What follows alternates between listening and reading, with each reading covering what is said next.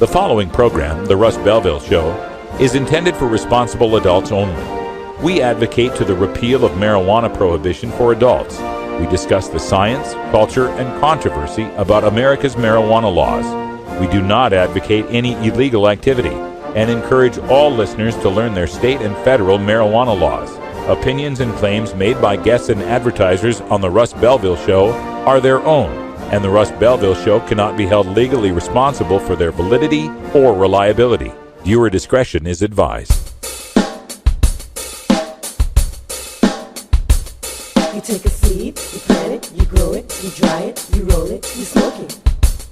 You take a seed, you plant it, you grow it, you dry it, you roll it, you smoke it, and it goes down smooth. Hey! Spanning the continent to bring you the truth about cannabis and marijuana law reform. I smoke pot and I like it a lot. From the promise of legalization. And I think that we need to rethink and decriminalize our marijuana laws. To the agony of prohibition. One major responsibility is to encourage people to use less drugs. The Russ Belville Show, the voice of the marijuana nation. Yeah, I hear you had a question for me. Now, here's your host, Radical Russ Belville. We love it. Good purples and tokettes, and welcome to the show. It is Friday, March 21st, 2014, and it's got to be 420 somewhere in the world. And folks, we are really doing it live today. We had to fight through Atlanta traffic at 5 o'clock on a Friday during rush hour, and we just made it here to the Georgia Tech Hotel and Convention Center, where they'll be having the Southern Cannabis Reform Conference, the second annual Southern Cannabis Reform Conference, right here tomorrow, one day only, Saturday, here at the Georgia Tech Hotel and Conference Center. So I'm a little bit scattered at the moment, just sitting online literally right before the show started, but we still have plenty of news to bring to you today. Sad news from here in the state of Georgia, where politics has killed the CBD-only bill that both the House and wanted to pass. I got to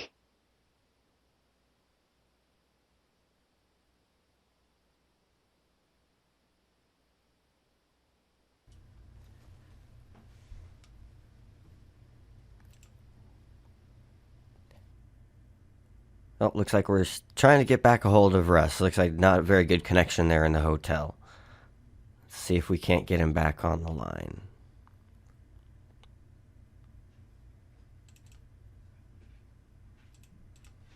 You know, marijuana just hasn't been studied quite enough yet.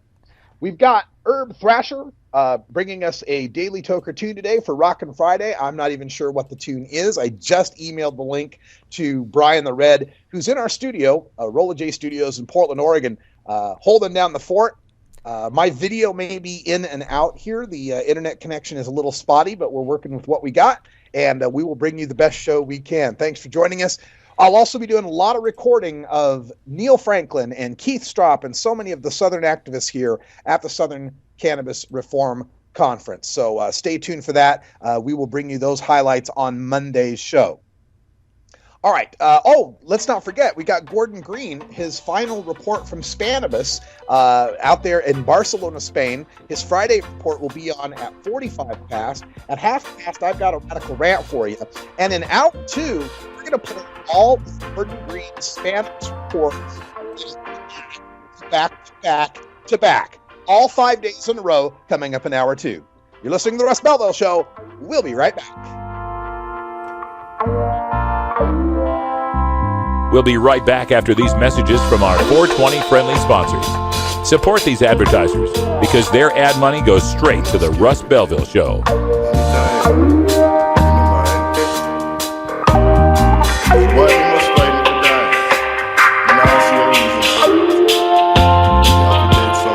You're tuned into the Russ Belville Show, the voice of the marijuana nation.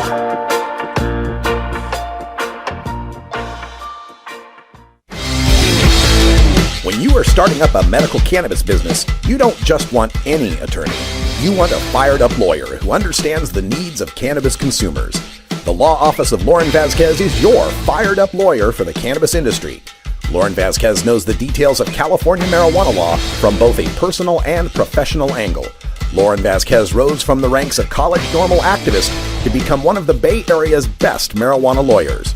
Visit her website, fireduplawyer.com, or call 1-855-MMJ-LAWS for more information.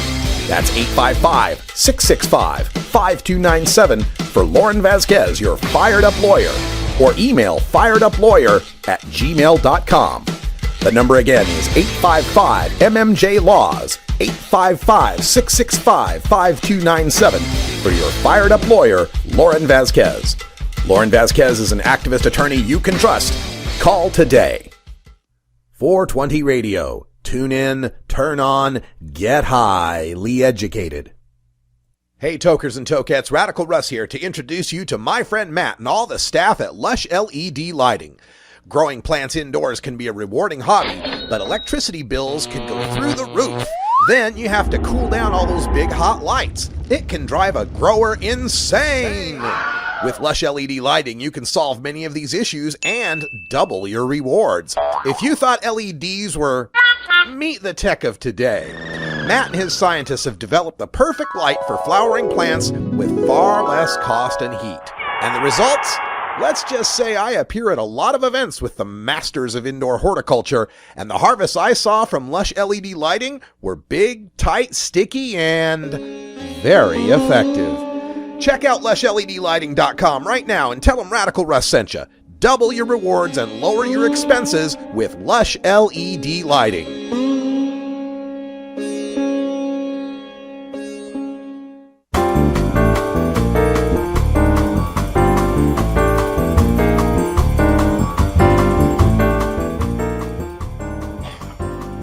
This is your 420 Radio News for Friday, March 21st, 2014.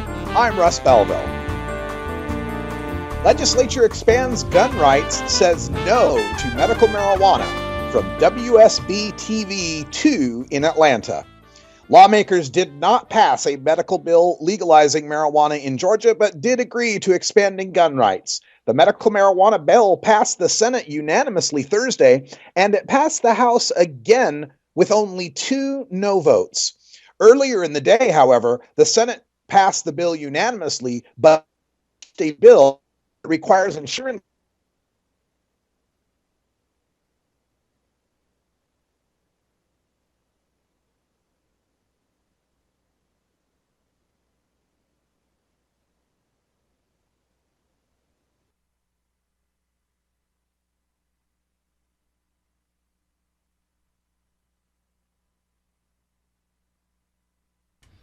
Well, we are doing it live here, folks. Sorry for the interruption.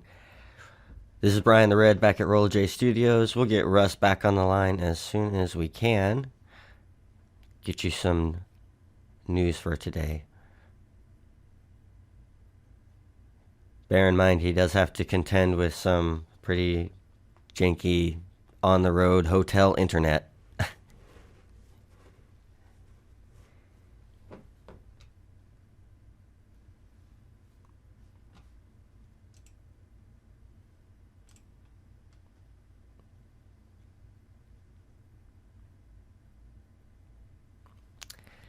Lauderhill, Pembroke Park, and Sunrise have recently begun to plan for pot.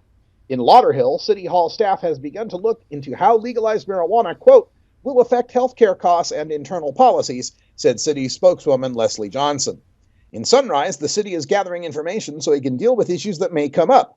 We have been looking at the effects of potential medical marijuana legislation on our employees and operations and on the services we provide, said spokeswoman Christine Pfeiffer. Florida voters will decide November 4th whether marijuana should be legalized when medical marijuana question appears as Amendment 2 on the statewide ballot. Medical marijuana in Oregon, rules banning pot-infused sweets generates backlash from the Oregonian. One of the architects of a new law requiring Oregon to craft rules that would keep marijuana from kids says the new regulations go too far. Rob Bovet, legal counsel for the Association of Oregon Counties, which pushed for Senate Bill 1531, said in an email to the Oregon Health Authority officials that his intent, quote, was not to ban classes of edibles. It was to make sure they are in a child-resistant packaging and not packaged in a way that is attractive to youth, he wrote in an email sent to Tom Burns, who oversees the state's dispensary program. The health authority, which oversees the medical marijuana dispensary program, issued draft rules this week that effectively ban marijuana-infused sweets. The rules are expected to go into place next week. Word of the ban spread quickly through the dispensary industry, and patients, some of whom prefer to eat marijuana-infused candies, cookies, and sweets instead of smoking the drug.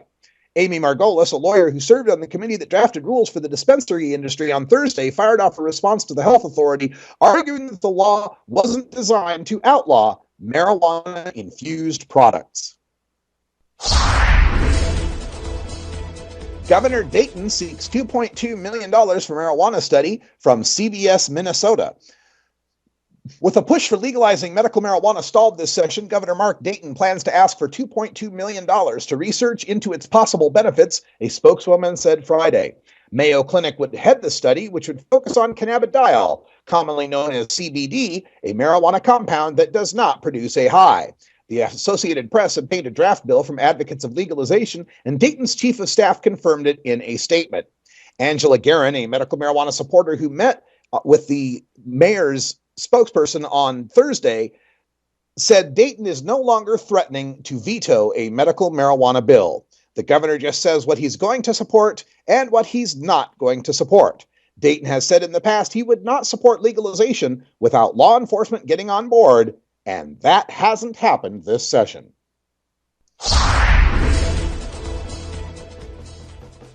Polling center. Legal pot in Texas, snuff the thought. A February 2014 University of Texas Tribune poll found just under a majority of Texans, 49%, said that the possession of either a small amount or any amount of marijuana should be legal for any purpose. This has been your 420 Radio News for Friday, March 21st, 2014. I'm Russ Belville. Transcripts of 420 Radio News are available at 420radio.org. When we come back, we'll go behind the headlines and take a look at how vapor pens may be endangering the success of legalization. You're listening to the Russ Belville Show on 420radio.org. Thank you.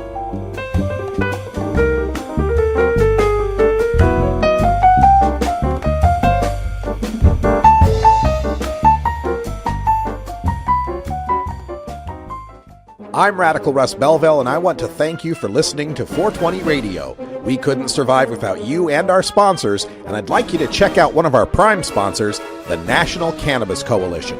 I've been working with NCC since June of 2012, and I'm proud to be part of the team they have assembled. National Cannabis Coalition is building the partnerships with reformers, lawmakers, and industry we need to be successful. Visit the National Cannabis Coalition website at nationalcannabiscoalition.com or the easier-to-remember ncc420.com. That's where you'll get the exclusive first look at my radical rants, as well as informative articles from the nation's top cannabis pundits. Visit ncc420.com today, and if you have your phone handy, text Russ to 420-420 to support NCC and 420 Radio. It's a free text message that helps us help you end adult marijuana prohibition. Learn more at ncc420.com, and thanks for supporting independent marijuana legalization public radio.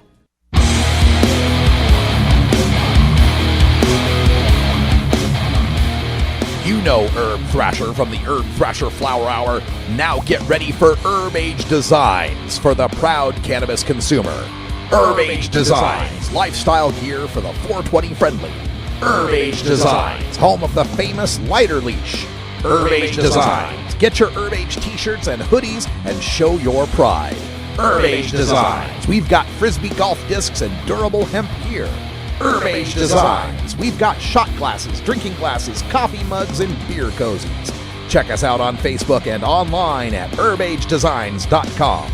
And follow Herb Age and Herb Thrasher on Twitter. We'll see you at this year's Hemp Fest. Crank it up.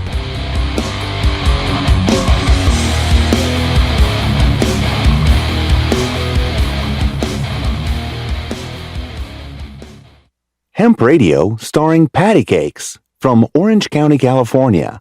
Wednesdays at 1 p.m. Pacific on 420radio.org. Welcome back, everybody. 16 after. Time for us to go behind the headlines, where I found this piece on Mother Jones magazine, motherjones.com, that was published today, or actually yesterday, entitled How Vape Pens Could Threaten the Pot Legalization Movement. And it discusses this reporter who was at a bar in Oakland and talking to a guy who had one of these vape pens, and he took a single puff and says, quote, "I was too high to order a second beer. It may be an understatement to say that marijuana concentrates smoked from so-called vape pens accomplish for stoners what flasks full of moonshine do for lushes. Portable, discreet, and fantastically potent, they're revolutionizing the logistics of getting high and minimizing the risk of discovery. Stories about people using vape pens to blaze away undetected at baseball games, city council meetings, kids' soccer matches, and of most concern to parents and educators, high schools." So this, of course, is something that I've been warning about since about 2009. Is the whole concentrates thing is kind of an Achilles heel for us if we're not careful on the legalization of marijuana. Parents, that remember smoking a joint behind the bleachers back in their high school days, might be shocked to find kids are sitting right there in class, able to hold a vape pen and conceal it in their hand and not be detected just using it right there in class. And the more that they hear about this, and the more they start hearing these stories of BHO, which we're seeing the media refer to it as a new drug called dab or a new drug called wax. This story talks about the whole 710 scene and the dab rigs and tries to explain it. It also talks about the Baking Bad piece that was on Slate, where they discussed the manufacture of BHO and how so many places, headlines are out there about places blowing up and people getting burned. In fact, I just read a story out of Los Angeles where a 21-year-old man got third-degree burns over 85% of his body, and a 19-year-old got third-degree burns over 50% of his body from a hash oil explosion gone bad. And if one of them dies under California law, the other one can be charged with second-degree murder. That's how serious they're taking this. And they're also talking about how concentrates and the Centers for Disease Control and Prevention found that 10% of teenagers, 12 to 17, had tried e-cigarettes for nicotine concentrates. And that's double the number from the previous year. And they also consider that that's probably an underestimate. An anthropologist, Emily Ann McDonald from University of California, San Francisco, told that her interviews with teens and young adults in New York suggest that the use of vape pens is gaining steam, especially for getting around the rules around smoking marijuana in places that are more public. The story also goes on to talk about the different states, medical marijuana states, and their various rules and regulations regarding concentrates. A lot of them, it's still a felony. It's still illegal. In Michigan, they recently ruled that concentrates aren't allowed under the medical marijuana law.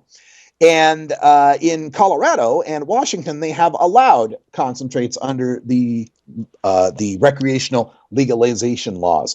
These concentrates and the use of vape pens are a double-edged sword. I mean, the nice thing about a vape pen is that it takes away the optics of the blowtorch and the dab rig. But the bad side of the vape pen is it adds that surreptitious nature, that ability to conceal it, that is going to frighten some parents and frighten some of the mainstream. This is why I thought it was so important that following the legalization victories in Colorado and Washington State, that other states take up the fight in 2014 rather than waiting for 2016. By 2016, this vape pen thing will have completely exploded. And using marijuana will have an entirely new frame to it. So by passing our legalization in Alaska and Oregon, we can help to get more momentum and get ahead of this. All right, it's 20 after. We got to take a break. Stick around. We'll be right back. That funny reefer man. Have you ever met that funny reefer man? If he said he swam to China, he would sell you South Carolina. Then you know you're talking to that reefer man.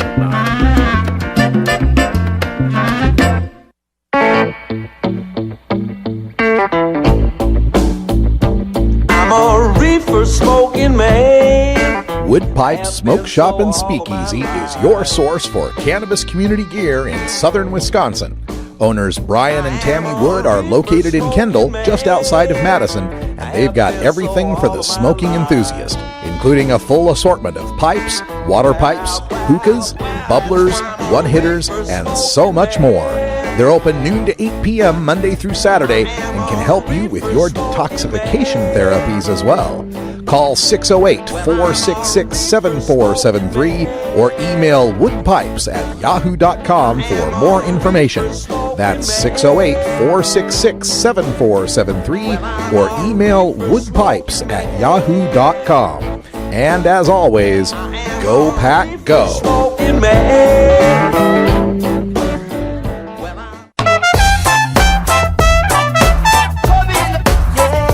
Support the Russ Belville Show. Text the word Russ to 420-420 and connect with the National Cannabis Coalition. You can also send $10 to the Russ Belville Show right from your smartphone.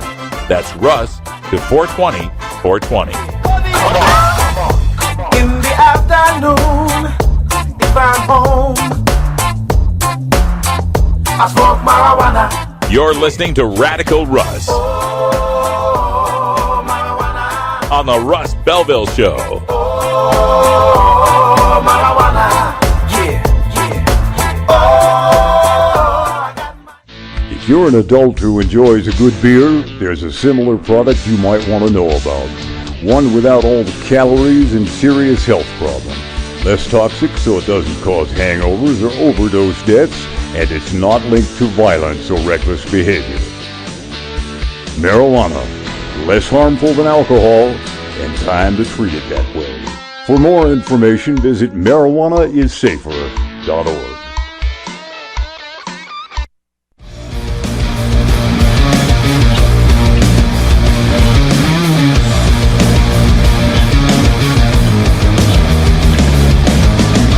Everyone knows music and marijuana go together, so let's wind up our 20 after break with the Russ Belville Show's Daily Toker Tunes, the best in pod-safe 420 music from around the web. Today is Rockin' Friday, featuring rock, metal, and the hard edge of alternative country. Now, sit back and enjoy your Daily Toker Tune. All right, welcome back, everybody. 23 and a half past the hour, and we got Herb Thrasher on the line, so we can get some Rockin' Friday. Dude, I'm in the South. You are in the South, man. I'm looking forward to hearing all these fine stories. I've seen a couple of the cool pictures, even got you driving cars. Who'd have thunk it? Good stuff. You there? I think we might have lost Russ, man. Just go ahead and we lost him, intro dude. the tune, bro. Just go ahead and intro this. Right on. Right on. This is Follow for Now. We're going to stay in Georgia. Very popular band in the early 90s. You there? I'm here, dude. Go ahead. Just keep introing. Man, this is... I'm all fucked up now, dude. Yeah. Follow for Now. American funk metal band from Georgia in the 90s. Played with me, cool bands like Living Color and Fishbone. Extinct now, not around, but going back to some timeless music. This album, Follow for Now, self-titled back in 1991, is a collector's item today. David Ryan Harris actually works for John Mayer now. He's done a lot of work for Dave, and just many, many good stuff. So you guys check out Follow for Now, and we'll catch you guys. No Herb Thrasher Flower Hour tonight, and we'll catch you guys back next week. All right, thanks, Herb. We're going to get to the tune. This is Follow for Now. She Watch Channel 0.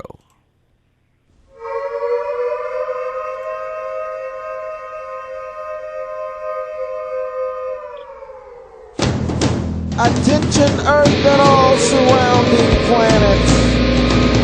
You are now instructed to turn off your television.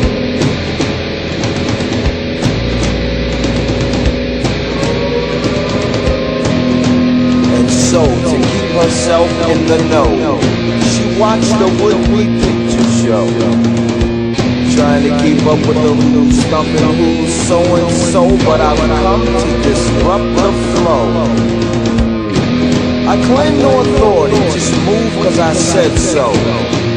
Take your set and chunk it out the window and attempt to live without the ominous glow of Channel 4, of Channel 3, of Channel 2, of Channel 1, of Channel 0.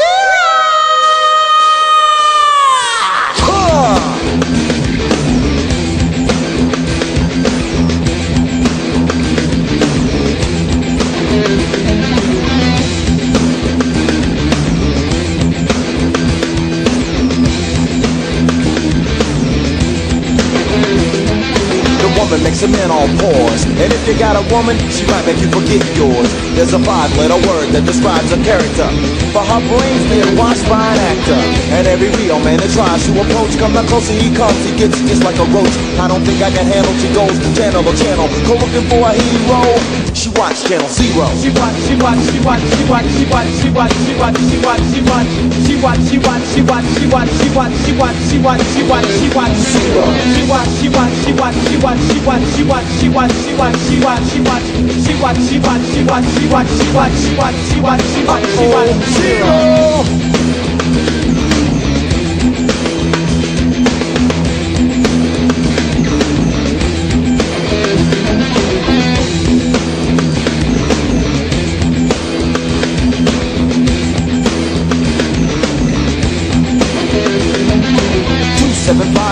She watch, all added up to 0 and nothing in her head. She turns and turns and she hopes the soap's something real. She learns that it ain't true, no, but she won't survive and rather dies the line, falls a fool for some dude on the tube. I don't think I can handle. She goes channel to channel, go looking for a hero. She watch Channel 0.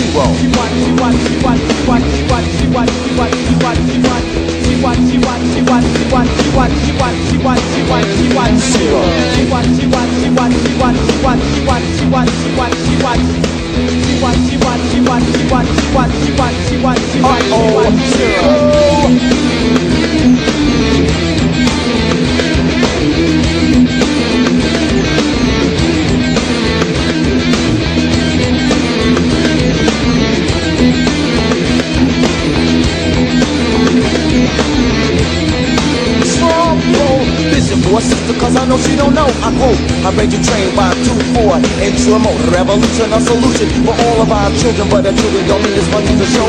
I mean, watch you worship the screen and read for a TV ad, and it makes me mad. I don't think I can handle. She goes channel to channel, go looking for a hero. She watch Channel 0. She watch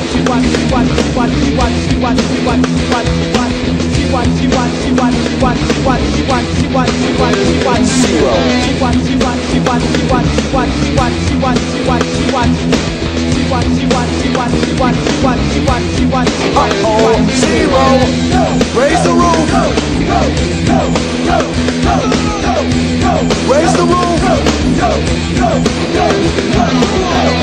Get down.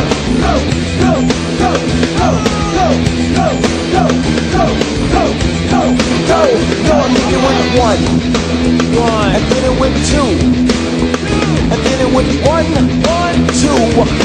1, 2, 3, 4, done.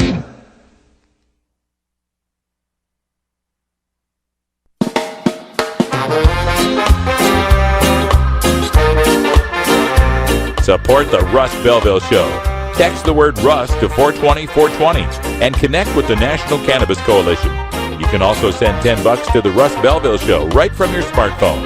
That's Russ to 420-420. You're listening to Radical Russ on the Russ Belville Show.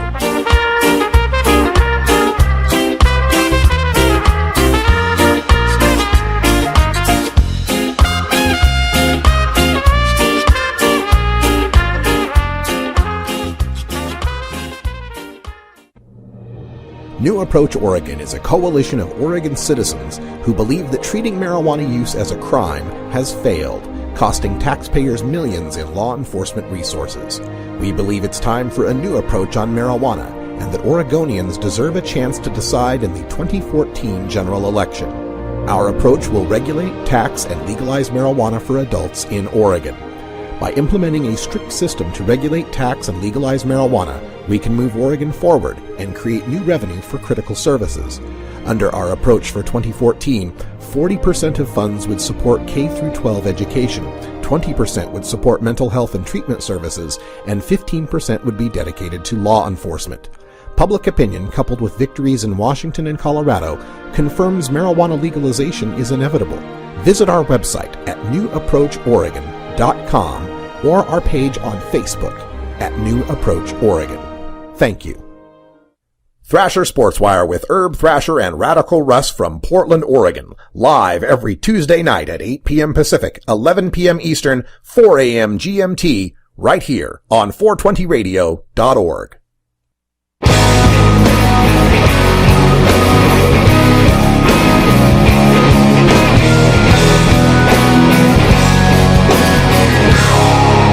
Now check this out.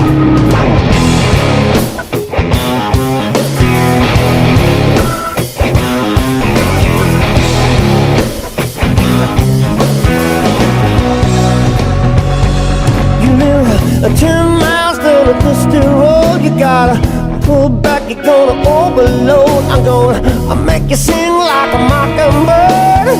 You better hurry, better hear my word. You are a receiver and you're magnificent. I just believe I want you like me event. I got a notion you will stay for a while. I got a potion gonna make you smile. Alright, that's Glenn Hughes, Get You Stone. Kinda had to take over things because Russ is in such dire straits when it comes to the internet. Oh no, Deep South pun intended. Anyway, we're gonna bring you a radical rant here, and then we're gonna close out the show with the Friday Spanibus coverage. Join us in hour 2, where we've got the full week of Spanibus coverage back to back to back to back. This is the Russ Belville Show on 420radio.org. I'm Brian the Red. Thanks for hanging around. You go to work on the green. You want answers? I'm as mad as hell, and I'm not going to take this anymore. You want answers? You have offended my family. I think I'm entitled. You want answers? I want the truth. And you have offended a Shaolin temple. You can't handle the truth. Surely you can't be serious. I am serious. And don't call me Shirley. Radical rant. How stoned is too stoned to drive? That's the question researchers Rebecca Hartman and Marilyn Huestis set out to discover in their latest meta-analysis, Cannabis Effects on Driving Skills, that was just published in the Journal of Clinical Chemistry. Their conclusions raise serious questions about the application of impairment standards for cannabis-using drivers. With Washington's passage of I-502 marijuana legalization, there now exists a 5 nanogram per milliliter per se DUIC, or driving under the influence of cannabis standard. If your blood is tested, and there's more than 5 nanograms of active THC in a milliliter of your blood, you are determined to be too impaired to drive, regardless if you're impaired or not. In the wake of Amendment 64, Colorado lawmakers are pushing for a 5 nanogram per milliliter per se DUIC. Many states already have worse standards, such as a 0 tolerance per se DUIC, where even the presence of inactive marijuana metabolites in your urine from smoking pot a week ago is enough for a conviction on being too impaired to drive today. What's the science behind this standard? Frightfully little. In fact, in the push for a 5 nanogram per milliliter per se DUID standard is really a case of lazy policymakers applying alcohol standards to marijuana. Maybe our constant drumbeat of treat it like alcohol is partially to blame. But they fear pot smoking drivers, and they've created a solution in search of a problem. With alcohol, there is a direct correlation between driving impairment and blood alcohol concentration. Also, there is a direct correlation between how much you drink and how high your blood alcohol concentration will be. Alcohol is a water-soluble molecule. It's metabolized and processed by your body rapidly. This is why at most bars you can find that color-coded chart that says if you weigh X pounds and you drank Y drinks, you'll be at Z% blood alcohol concentration. But with marijuana, THC is a fat-soluble molecule. Your body will store it in your fat. It is not metabolized rapidly or consistently. Interestingly, your body processes and expels most drugs from your system within a day or two, but it holds on to marijuana for as long as possible. Identical twins could smoke the same joint, but both could have wildly different blood THC readings. Plus, there's that issue of tolerance. Frequent marijuana smokers develop a tolerance to the impairing effects of THC. A THC reading that would leave a non-smoker in a stupor, giggling at his navel, would leave a stoner feeling refreshed and alert. Then there's the judgment of the alcohol drinker versus the marijuana smoker. You've heard alcohol referred to as liquid courage. It is that effect where an alcohol drinker underestimates his or her impairment level and overestimates their ability to take risks. An almost opposite effect happens with marijuana. People who are stoned tend to overestimate how impaired they are and underestimate their ability to take risks. This leads to the joke about the stoner waiting for the stop sign to change color. Cannabis users tend to slow down and leave more space between them and other vehicles. A recent story on KIRO News in Seattle demonstrated many of these points. 3 marijuana smokers were recruited for a driving test to be observed by an in-car instructor and a police officer watching outside. One smoker was a young, frequent user. The next was a middle-aged, occasional user. And the last was an older, infrequent user. The frequent toker began the test already at 16 nanograms per milliliter, over 3 times the legal limit. Both the instructor and the officer said her driving was without incident and had no apparent need to pull her over. Yet if she had been pulled over, she may have faced a charge as being as reckless and impaired as if she just had 3 shots of whiskey. Now, throughout this test, the drivers were given 0.3 grams of marijuana to smoke every 20 minutes and then put back out onto the test track. It took until the 5th try, after 1.5 grams of marijuana, for that frequent toker to exhibit reckless impairment. But, interestingly, at the 4th try, she expressed that she'd never get behind the wheel at this level of impairment. She overestimated her own impairment before she reached it. The other drivers, even though less frequent users than she, didn't demonstrate levels of reckless impairment until they'd gotten far beyond the 5 nanogram per milliliter level as well. So let's get back to this study that just came out. Hartman and Huestis, they gathered as much data as they could on the subject of marijuana and driving. However, there are many problems with most of this data. This is from their study. Early DUIC epidemiologic studies did not provide strong evidence for cannabis causality, because individuals with only non-psychoactive 11-nor-9-carboxy-THC in the blood were included in the cannabis-exposed groups. Shorten that there, 11-nor-9-carboxy-THC, or we're just going to call it carboxy-THC. That's the inactive metabolite they find in your urine when you're trying to get like a drug test for school or work or whatever. It's not the active one that they're testing for in blood. That's part of the problem with a lot of these studies. She goes on to say here, carboxy-THC has a long window of detection even in blood well after acute effects dissipate. In other words, they can still test for it even though you're not high. In less than daily cannabis smokers, carboxy-THC was detected up to 7 days after the smoking of one joint containing approximately 38 milligrams of THC. THC blood concentrations decrease rapidly after smoking. Blood collection occurs about 90 minutes after an arrest and 3 to 4 hours after an accident, long enough that many samples have become cannabinoid negative, although the blood may have been positive at the time of the event. There also were few cannabis-only cases. Multiple drugs with potential to contribute to impairment were usually found. So these are the problems. Whenever you try to study this, all of the studies we've had so far have been on inactive THC, have ignored the fact that you can have THC in your system even if you haven't smoked for days, and there's so few people that are just cannabis only. A lot of them, they're like alcohol and marijuana, or prescription drugs and marijuana, so they have trouble sorting the data out. But they tried. In this meta-analysis, they tried, and let's see what they found out.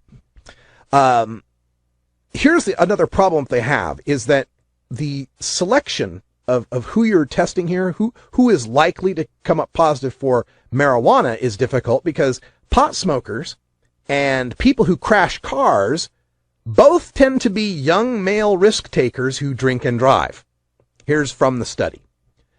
Cannabis smokers share demographic characteristics similar to those of other groups with a high crash risk, including youth, ages 18 to 25, male sex, being male, risk-taking, and high drunk driving incidents. But here is the second best quote of the whole study. Cannabis tolerance may develop in frequent smokers with less impairment than for occasional smokers with similar THC concentrations. That is the second best quote of this whole thing. Yes, absolutely. Somebody like myself who smokes a joint is going to be far less impaired than somebody who never smokes a joint smoking the same joint. I have developed a tolerance to this. The study continues by saying, statistically controlling for these potentially confounding variables sometimes makes results ambiguous. So, there you go. We have the same demographic that is a high-risk taking, car crashing, drinking young male demographic, also tends to be the demographic that smokes the most pot. We have the problems with the carboxy THC. We've got the problems with trying to find cannabis-only drivers to study. But there's some other things we should take away from this study as well. Before we presume that pot smokers are absolutely no risk to the general public, there are some compelling data that say we shouldn't go blaze up and then get behind the wheel. From the study, DUIC after smoking during the previous hour almost doubled crash risk. A finding that withstood adjustment for demographic characteristics and self-reported driving under the influence of alcohol. Driving within 1 hour after smoking produced higher motor vehicle accident odd risks than driving within 2 hours. So I hope that as a society, as a group, as a movement, we can agree that smoking and then getting right behind the wheel is something that we shouldn't be trying to defend. I'm not saying you're too impaired. I'm just saying from a political strategy standpoint, it's going to be hard to defend smoking up behind the wheel. I know Irv Rosenfeld does it. It's going to be hard to defend. So when people like Kevin Sabet and Patrick Kennedy, they have this quote, they like to say, smoking marijuana doubles your chance of a car crash.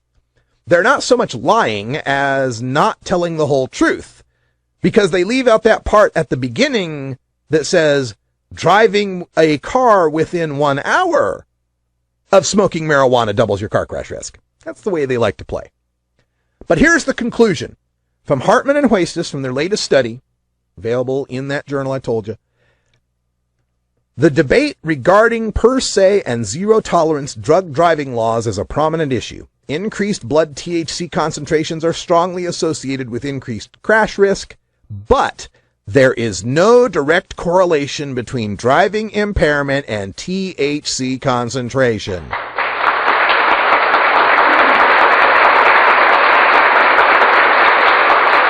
This is one of the government's leading researchers on the science of blood, THC, and driving impairment.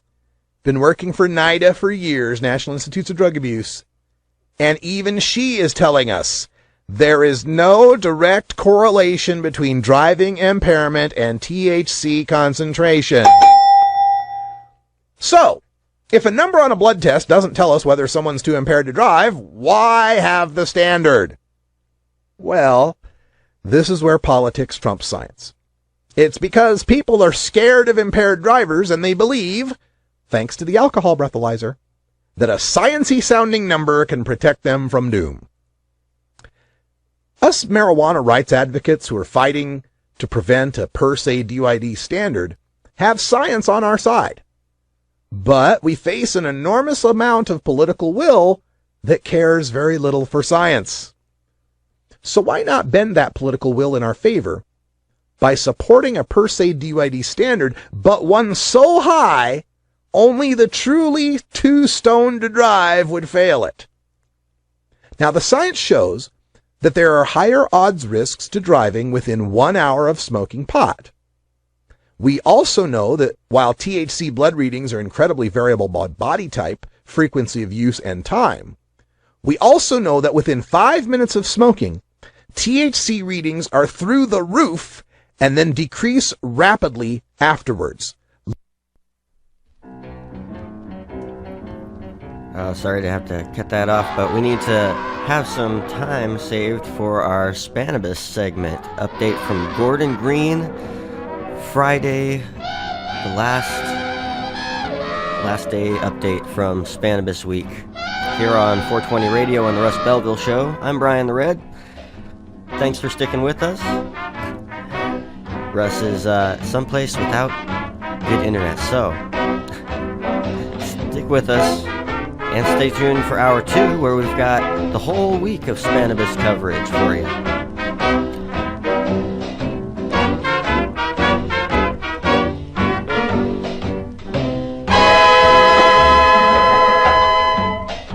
The Russ Belville Show is blogging and podcasting daily at radicalruss.com.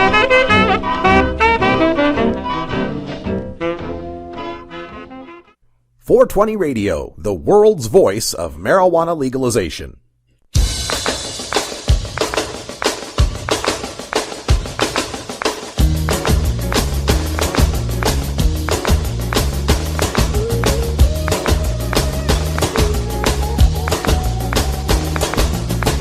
And we're back.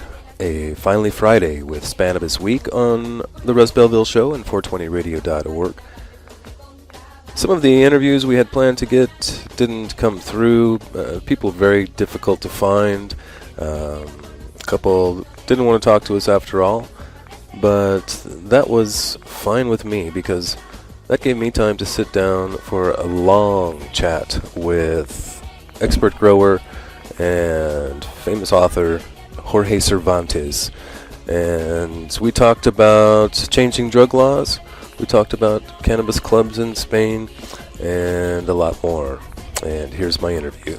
All right, back on 420 Radio with Gordon Green and the Russ Belville Show and Spanibus Week. It is day 3, and let me tell you, my throat is sore, and I am about Spanibus out, Russ. But it's all good because I'm sitting right here next to one of the great growers and one of the great authors of cannabis literature. The great Jorge Cervantes is sitting next to me, rolling a fatty. Jorge, welcome to Spanibus Week and the Russ Belville Show. Well, gee, hey, thanks a lot for having me. It's really nice to be here.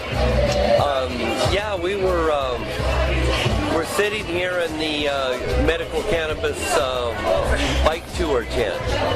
Hola, ¿cómo estás? Estoy haciendo una entrevista. Okay, we're sitting here in the medical cannabis bike tour tent.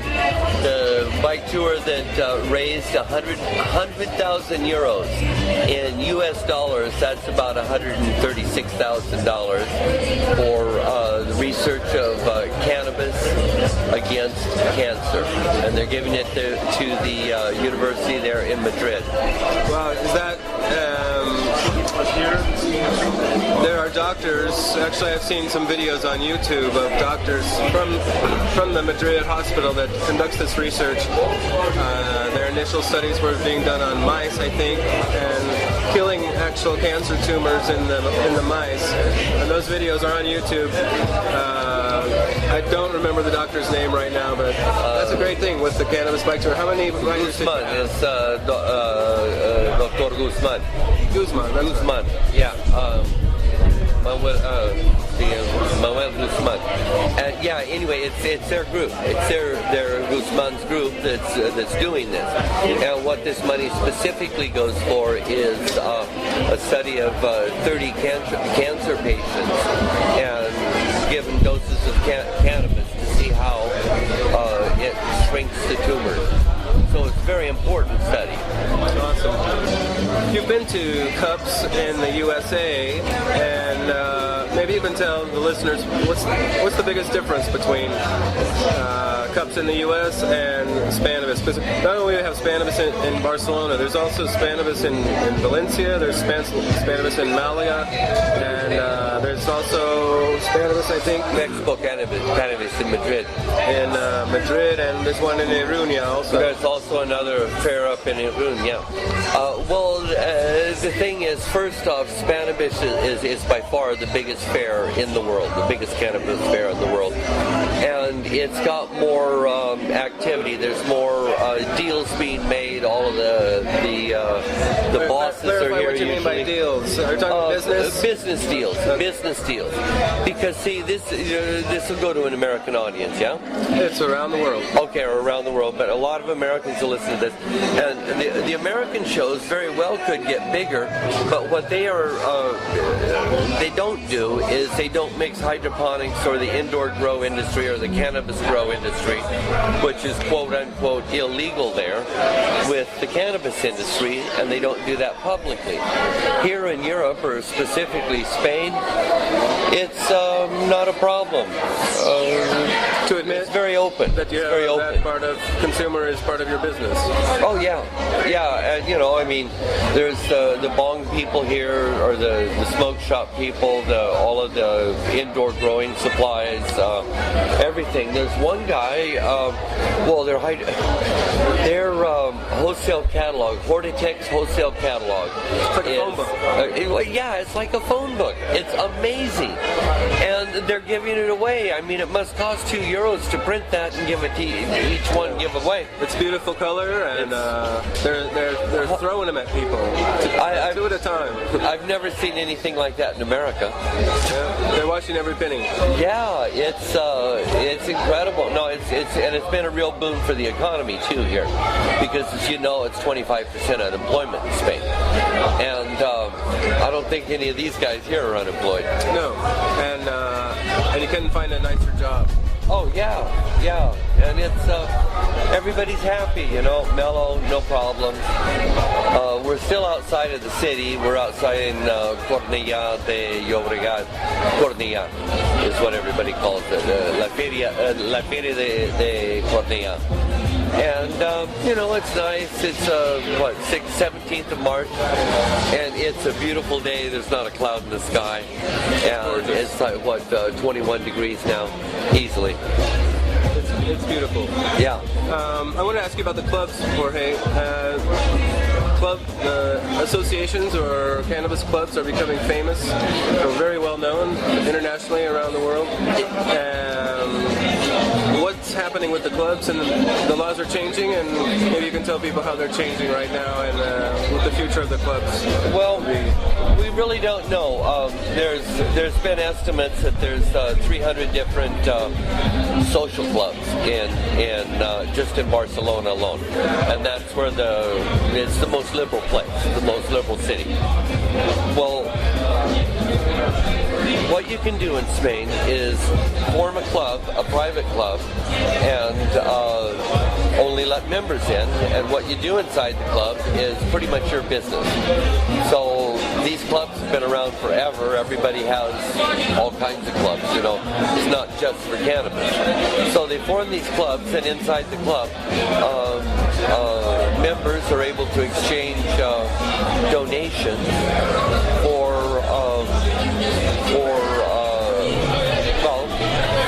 they donate, and then many times they get cannabis. They're able to just pick up some cannabis, but there's two things. One of them is separated. They're separated because on one hand you have a donation, and the other hand, the club just may want to share some cannabis with you. So there's two, in theory, donations and sharing is what it is. I've been told in theory that you're collectively, because correct me if I'm wrong, that there are laws in Spain that allow for the cultivation of a personal amount of cannabis, and that can vary depending on, it's a judge's call if the police want to mess with you. But in the terms of clubs, that you are collectively growing as a group, that privately, and you're not purchasing cannabis, you're retrieving your maintained part of the garden, right, so to speak. In reality, is that the reality? Well, yeah. What happens here is, people always form associations here, and because there's more power in numbers. But you can have your personal people, but you can also have this be the object of your club and grow. But see, this has changed over time. 15 years ago, there was a case initiated by ARSEC that went all the way to Strasbourg to the court there, and they had 3 people. Everybody had 3 plants, and they had their NIF on it or NIA on it. Everything was all done. Your national ID on the plant. This is mine. You'll vouch for it. Okay, so when the police came at harvest time to take this great big greenhouse full of cannabis, just south of Barcelona, out in Reus, what they did is they said, okay, who's in charge here? And Felipe, one guy stands up and he goes, it's mine. And so they take him. He's got a case in Strasbourg. They lose it, and they say, okay, don't do this anymore. But it took like 5 years, 6 years to get through the case and everything. It was a big problem. So nothing had happened for a while, and then they started again, and they started in the Basque country. They started in several places, and it just keep working. And this time it appears to be working. We'll see how long it goes, because they're talking about it in the La Cámara in the legislature, Parliament. The Parliament. Yeah. They're talking about that there. So that's important. We'll see how it shakes out. And there's a couple of things, because they wanted to put it under the Catalan, the Ministry of Justice enforcement of this. Right now it's under the Ministry of Health. And it's a whole different ballgame being under the Ministry of Health than Ministry of Justice. Because, everyone knows justice is different than health. Let me finish by asking you, Jorge, what's the best product that you've seen at Spannabis so far? Do you have your own product to plug, or something new coming? Well, no, actually, I really haven't seen a lot of new products or anything. I think the biggest product I saw was that great big phone book, product book of just products. That was impressive to me. And I've got a new book coming out. It's the Cannabis Encyclopedia. It's twice as big as the Bible.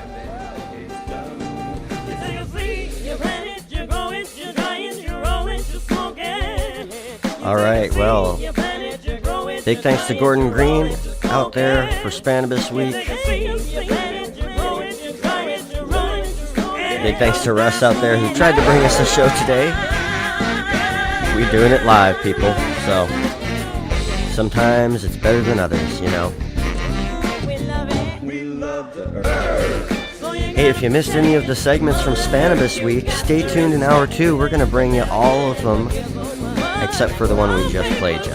So, thanks to everybody who helps out with the network. Make sure you contact your local legislature about that medical law here in Oregon. So, for everybody here at 420 Radio, I'm Brian the Red. Until next time, take care of each other, tokens. This is the Russ Belville Show. The Russ Belville Show is blogging and podcasting daily at radicalruss.com. You take a seed, you plant it, you grow it, you dry it, you roll it, you smoke it. You take a seed, you plant it, you grow it, you dry it, you roll it, you smoke it. You take a seed, you plant it, you grow it, you dry it, you roll it, you smoke it, and it goes down smooth. Atención, atención, oye, atención.